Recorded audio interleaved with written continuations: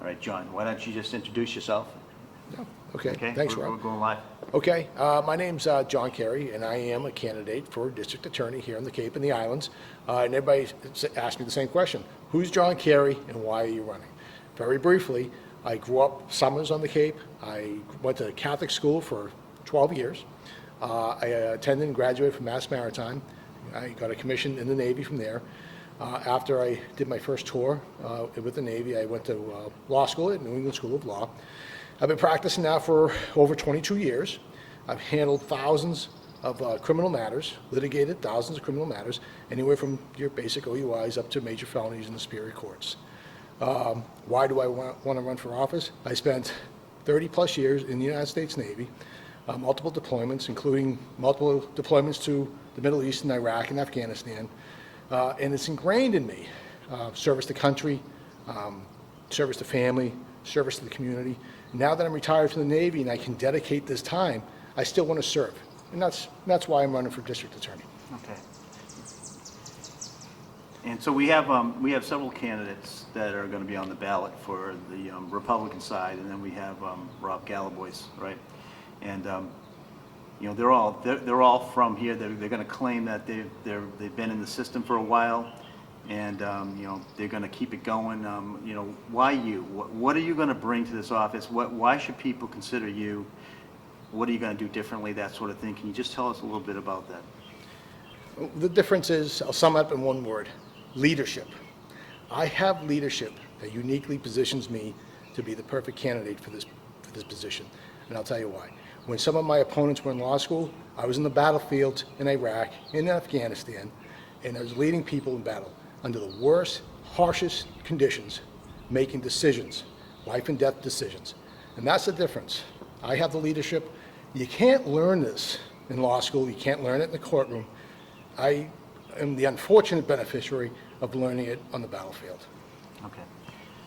And can you just tell us a little bit about your law background, your law, that side of it, for the people? Certainly. So I'm admitted to practice in Massachusetts, in New York, and in Ireland. My wife is from Ireland. We met down the Cape here back in 1992. I have an office in Boston, one in Hingham, and I practice in the Cape. So I practice in mostly I keep it from Suffolk County to BARNSTABLE County, and a lot of cases in Plymouth. I handle, like I said, anywhere from OUI cases and up to major felonies. I have tomorrow, I'm in Suffolk Superior Court with a assault to murder case. But I dedicated most of my career to criminal litigation. I started off in the Attorney General's office in my last year in law school as a student attorney, and after I got out from there, I had applied a couple of times to a couple of the district attorney's offices to be a prosecutor, but it just didn't fit with my naval career. And so I had to make a choice, and I thought that being on call, which I was on call, and I got recalled several times to overseas conflagrations, I thought that was more important to the safety of our country than prosecuting cases at the time. Okay. All right, John, and I've been hearing a lot from people crying out for change. There's a lot of people. There's some people that want things to remain the same, and there are some of my readers in particular that are looking for change. And especially, there's been some incidents and some scandalous types of situations lately. I don't know if you're familiar with them, but you've seen. I don't know if you saw what happened at the pond the other day, Hathaway's Pond. There was a brawl. We've got issues where I think we're shorthanded in law enforcement across the Cape. This is maybe across the entire state. There's some issues here, and so people are crying out for change. You mind speaking to some of those issues? Certainly. Definitely, I have been reading that there's been a loss of people retiring. There's turnover in the police officers, and there aren't as many hirees and new officers coming in. That's an issue. But it also comes down to some of the policing issues and giving support to the police communities, and ensuring that they have the tools they need to ensure the safety of the people of the Cape and the islands. There needs to be more of a presence in those areas, and whatever resources we can put together to support them is something that we need to identify.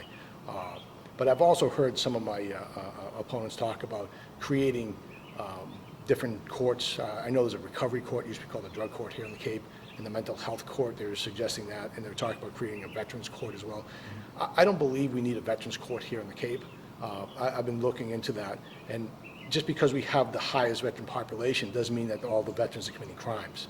So I've actually checked the numbers, and if we need to send somebody to Veterans Court, we can utilize the Veterans Court in Brockton and can transfer the case to Brockton to Plymouth County. Or if someone has a mental health issue, we can transfer that to Plymouth County as well. I don't know if we need to take those resources where we can probably direct some of those funds in some way through the court system or through the budgets into the police departments to help assist in addressing some of those issues in policing.